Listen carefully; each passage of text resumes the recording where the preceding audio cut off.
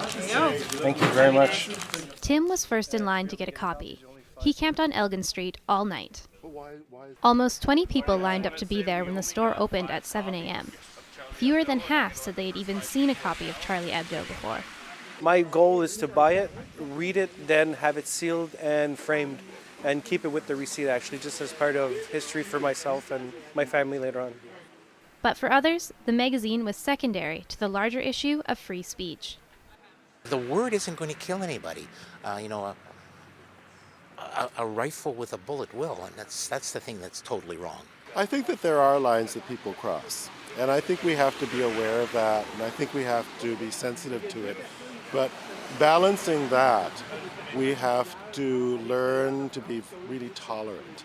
The challenge of achieving that balance is evident here in Ottawa. In a statement to CJTV News, the National Council of Canadian Muslims unequivocally condemned the deadly attack in Paris. The NCCM does point out, however, that free expression comes with responsibility and maintains that the proper and only response to offensive caricatures is to speak out against them.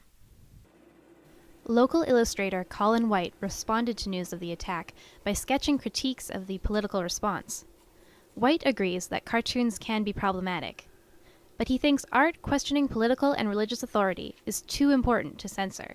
We are having a nuanced conversation in a lot of ways around these things. I think people are aware that they are, these cartoons they are racist, they were offensive, and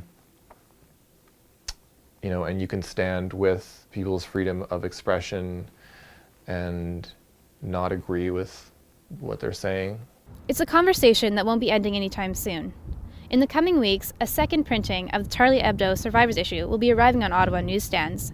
But if there's one thing that satirists and groups like the National Council of Canadian Muslims can agree on, it's that future wars between religion and art should be waged in ink, not blood. Paige Parsons, CJTV News, Ottawa.